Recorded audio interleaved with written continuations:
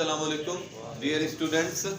आज हम class first year का chapter number 3 the atomic structure का नेक्स्ट टॉपिक पढ़ेंगे, बोहर्स थ्योरी, या इसे बोहर्स एटॉमिक थ्योरी भी कहा जाता है। नील्स बोहर साइंटिस्ट ने ये थ्योरी दी 1913 में, ए डेनिश फिजिस्ट। ये रदरफोर्ड की लेबोरेटरी में ही काम करता था। रदरफोर्ड का ये शागिर्द था। रदरफोर्ड एटॉमिक मॉडल जो हमने प्रीवियस टॉपिक में पढ़ा, उसमें कुछ दो डिफेक्ट्स थे कि एक ये डिफेक्ट था कि इलेक्ट्रॉन कंटिन्यूसली रिवॉल्व करता है न्यूक्लियस के चारों तरफ। तो एक चीज जो कंटिन्यूसली रिवॉल्व करती है एक्सेलरेशन के साथ, उसकी एनर्जी रिलीज होनी चाहिए और उसकी एनर्जी खत्म हो जानी चाहिए और इलेक्ट्रॉन आखिरकार न्यूक्लियस में गिरना चाहिए। तो ये और असल में इलेक्ट्रॉन न्यूक्लियस में नहीं गिरता। ये डिफेक्ट था रदरफोर्ड की एटॉमिक मॉडल का। दूसरा डिफेक्ट ये था कि जो बॉडी कंटिन्यूसली मूव करती है तो वो डिफरेंट वेवलेंथ की रेडिएशंस देती है।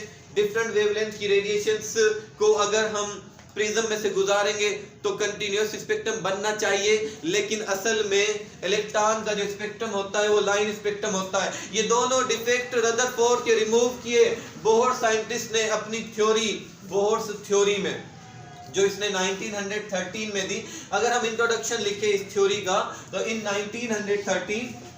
1913 में एक डेनिश फिजिस्ट, एक डेनिश फिजिस्ट, ये असल में फिजिक्स का माहिर था, नील्स बोहर, इसका कंप्लीट नेम नील्स बोहर था, proposed a theory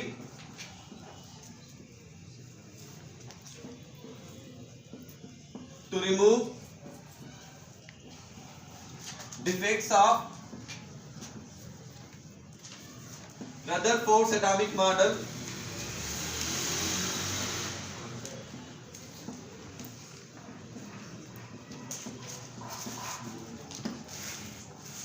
Niels Bohr scientist ने लाइन स्पेक्ट्रा को एक्सप्लेन करने के लिए एंड बोहर्स एटॉमिक मॉडल को डिफेक्ट करने के रिमूव करने के लिए लाइन स्पेक्ट्रा और जो है इलेक्ट्रॉन की डेफिनाइट एनर्जी को एक्सप्लेन करने के लिए बोहर्स ने 1913 में थ्योरी दी, जिसे कहा जाता है Bohr's atomic theory. Now what are the main points of Bohr's atomic theory?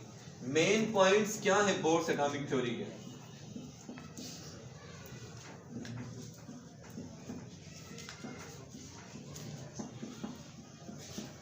Bohr's theory के मेन पॉइंट क्या है? Number 1, electron revolves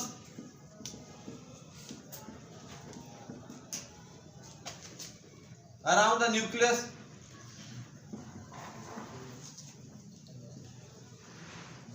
in a fixed path with fixed energy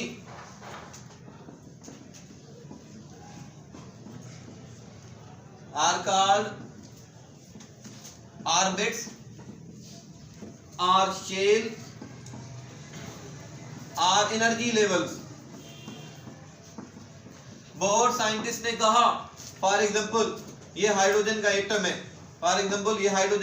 है, और बीच में न्यूक्लियस पॉजिटिवली चार्ज, इसमें प्रोटॉन होते हैं और एक इलेक्ट्रॉन न्यूक्लियस के चारों तरफ रिवॉल्व कर रहा होता है।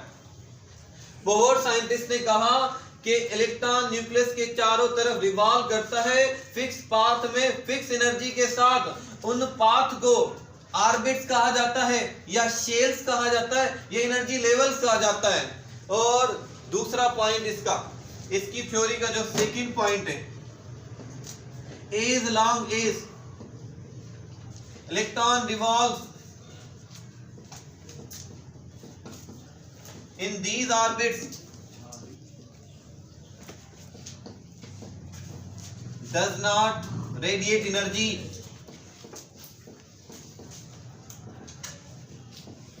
जितनी देर इलेक्ट्रॉन इन ऑर्बिट्स में रिवॉल्व करता है एनर्जी लूज नहीं करता, ना एनर्जी एब्जॉर्ब करता है। These orbits are called Bohr stationary states. इन ऑर्बिट्स को बोहर साइंटिस्ट ने कहा कि ये स्टेशनरी स्टेट्स हैं। ये क्या है? स्टेशनरी स्टेट्स वो स्टेट है, स्टेशनरी स्टेट बोहर के मुताबिक वो स्टेट है अकॉर्डिंग टू क्वांटम साइंस के मुताबिक स्टेशनरी स्टेट वो स्टेट है जिसमें इलेक्ट्रॉन न्यूक्लियस के चारों तरफ रिवॉल्व करता है, ना एनर्जी इमिट करता है ना एनर्जी एब्जॉर्ब करता है, does not radiate energy. Rutherford क्या कहता था कि इलेक्ट्रॉन जो है एनर्जी रेडिएट करता रहता है कंटिन्यूअसली, आखिरकार उसकी खत्म हो जाती है और वो न्यूक्लियस में आके गिर जाता है। अच्छा, इसमें दो फोर्स होती हैं, सेंट्रीफ्यूगल फोर्स, सेंट्रीफ्यूगल फोर्स बराबर होती है mv²/r के, और सेंट्रीपिटल फोर्स जो बराबर होती है Ze.E/r²। Centripetal force the force towards nucleus, electron की न्यूक्लियस की प्रोटॉन की न्यूक्लियस की तरफ जो फोर्स होती है वो सेंट्रीपिटल फोर्स होती है, अंदर सेंटर की तरफ फोर्स लगती है। इलेक्ट्रॉन घूमता है ऐसे, अगर हम पत्थर जो है ना बांध कर धागे में घुमाए ना, तो वो पत्थर अगर जो है खुल जाए धागे से, तो बाहर की तरफ जो है या इस तरफ माना आउटवर्ड जो है वो जाएगा, सेंटर की तरफ, मेरी तरफ नहीं आएगा। तो इलेक्ट्रॉन कंटिन्यूअसली मूव करता है, इसका जो डायरेक्शन होता है वो आउटवर्ड होता है। सेंट्रीफ्यूगल और सेंट्रीपिटल फोर्स ना बराबर होती है एटम में, सेंट्रीफ्यूगल और सेंट्रीपिटल फोर्स बराबर होती है एटम में, इसलिए ना इलेक्ट्रॉन अंदर आ सकता है ना इलेक्ट्रॉन बाहर जा सकता है। स्टेशनरी स्टेट में जब तक जितनी देर इलेक्ट्रॉन रिवॉल्व करता रहता है, ना एनर्जी रेडिएट करता है, ना एनर्जी लूज करता है, ना एनर्जी एब्जॉर्ब करता है। These orbits are known as stationary states. Now when an atom is electrically heated, जब एटम को हीट किया जाता है, number third point when electron absorb energy,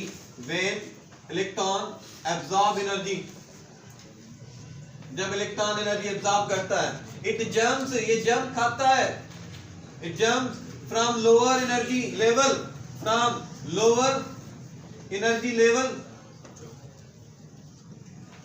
to higher energy level. This is called excited state.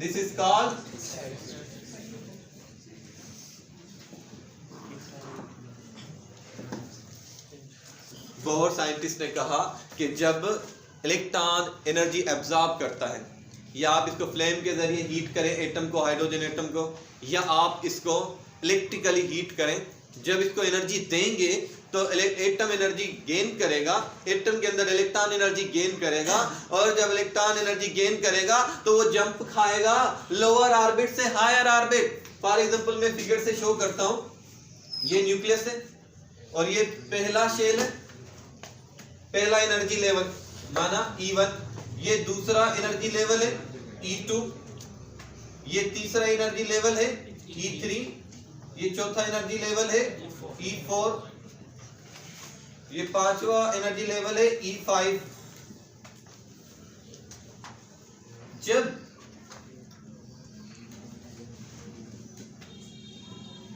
जब electron energy absorb करता है, it jumps from lower energy level to high energy level, it jumps lower energy level to higher energy level. ये jump खाता है lower energy level से high energy level. Electron यहाँ मौजूद है पहले शेल में, ये जंप खा सकता है, दूसरे में भी ज्यादा एनर्जी देंगे तो ये जंप खा सकता है, तीसरे शेल में भी ज्यादा एनर्जी देंगे तो ये जंप खा सकता है, चौथे शेल में भी। अच्छा, शेल ना, ऑर्बिट ना इमेजिनरी लाइन है, जब तक इलेक्ट्रॉन मौजूद है ना तब तक वो लाइन मौजूद है। इलेक्ट्रॉन इतनी स्पीड से मूव करता है कि ऐसे महसूस होता है कि हर जगह मौजूद है। जिस तरह से पंखा जो है इसमें 3 पर है, अभी बंद है, सर्दियां लगी पड़ी हैं, तो इसके बीच में आपको स्पेस नजर आ रहा है। जब बिल्कुल तेज स्पीड से घूमता है तो ऐसे लगता है कि हर जगह ही पर मौजूद है। तो इसी तरह से ये न्यूक्लियस है फॉर एग्जांपल पॉजिटिवली चार्ज, और ये इलेक्ट्रॉन जो है ये इलेक्ट्रॉन जो है पहले शेल में मौजूद है। पहले शेल को हम के शेल बोलते हैं, दूसरे शेल को हम एल शेल बोलते हैं, तीसरे शेल को हम एम शेल बोलते हैं, चौथे शेल को हम एन शेल बोलते हैं, और नंबर ऑफ और इनको एन से जाहिर करते हैं। के शेल का नंबर है N1 और जो है एल शेल का नंबर है N2, एम शेल का नंबर है N3 और एन शेल का नंबर है 4। तो जब इसको हीट किया जाता है इलेक्ट्रॉन जंप खाता है lower energy level to higher energy level. Lower energy level से हायर एनर्जी लेवल पर जब इलेक्ट्रॉन को एनर्जी दी जाती है तो इलेक्ट्रॉन जंप खाता है के शेल से एल शेल, एल शेल से एम शेल, एम शेल से N shell.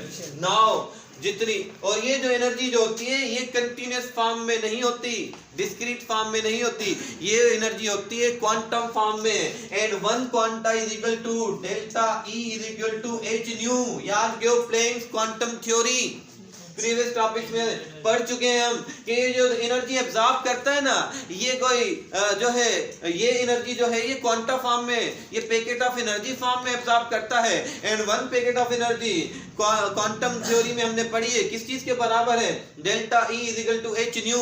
Delta E is a difference of energy E2 minus E1।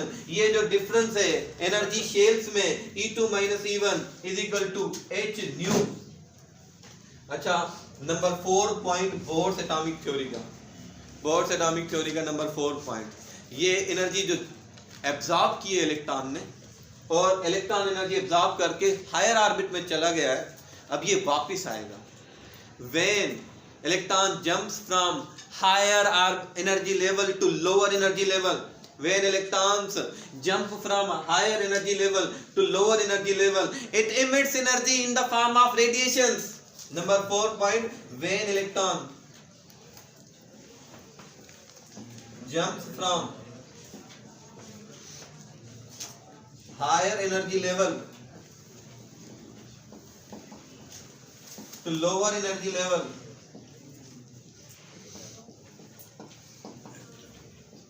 it emits energy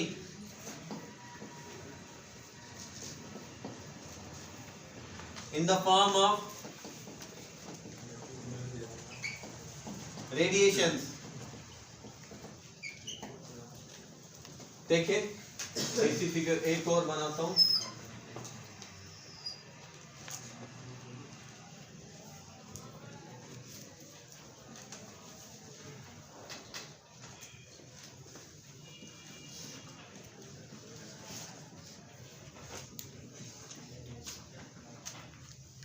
जब इलेक्ट्रॉन जंप खाता है, जब इलेक्ट्रॉन जो है हाई एनर्जी लेवल से यहां से आ रहा है लोअर एनर्जी लेवल में रेडिएशन सिमिट कर रहा है, यहां से आ रहा है हाई एनर्जी लेवल से लोअर एनर्जी लेवल में वापस आ रहा है, एनर्जी इमिट करता है, यहां से वापस आ रहा है, एनर्जी इमिट करता है in the form of radiations. और ये रेडिएशंस जो है, ये जो रेडिएशंस हैं, ये सिंगल हर transition from higher energy level to lower energy level produce a single line of spectrum. और ये सिंगल वेवलेंथ की जो रेडिएशंस हैं, हर ट्रांजिशन जो है वो सिंगल वेवलेंथ की रेडिएशन इमिट करती है। जब इस radiation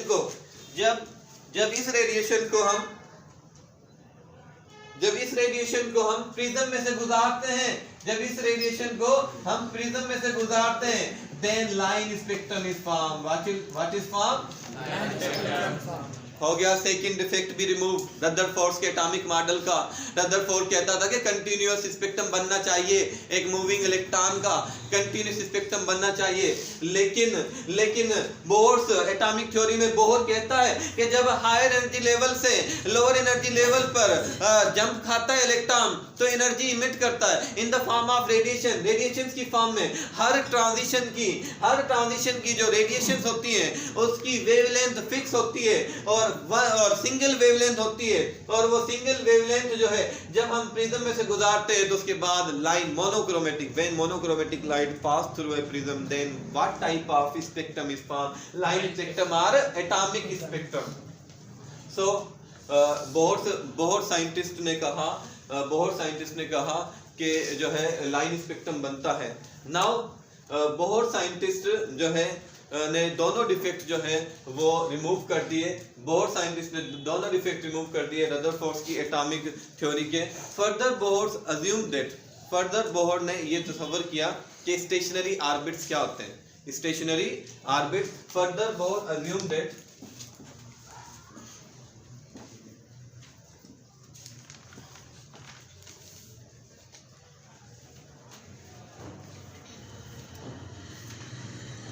Further, Bohr assumed that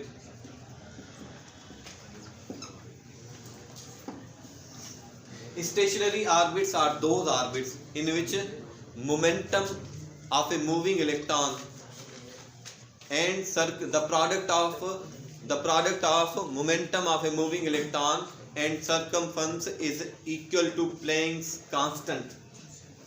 ये एक हाइड्रोजन एटम है, हाइड्रोजन के एटम में ये न्यूक्लियस है और ये एक मूविंग इलेक्ट्रॉन है, ये एक मूविंग। अब ये शेल स्टेशनरी शेल है, ये ऑर्बिट स्टेशनरी ऑर्बिट्स है, ये शेल स्टेशनरी शेल है, ये शेल स्टेशनरी ऑर्बिट्स है। तो बोहर साइंटिस्ट ने कहा कि ये इलेक्ट्रॉन है तो इसका कुछ मास भी होगा, मूव कर रहा है सम वेलोसिटी के साथ। The product of mass and velocity is known as momentum। The product of mass and velocity is known as momentum। The product of momentum and circumference is equal to Planck's constant h। Bohr further assume that, Bohr ने ये मजीद तस्वर किया कि stationery states क्या होते हैं। इसने mathematically इसको प्रूव किया। एक हाइड्रोजन का एटम है और उसमें एक मूविंग इलेक्ट्रॉन है, उसके पास कुछ मास होगा, वो वेलोसिटी के साथ मूव करेगा, इसको बोलते हैं मोमेंटम। सर्कमफ्रेंस किसे कहा जाता है?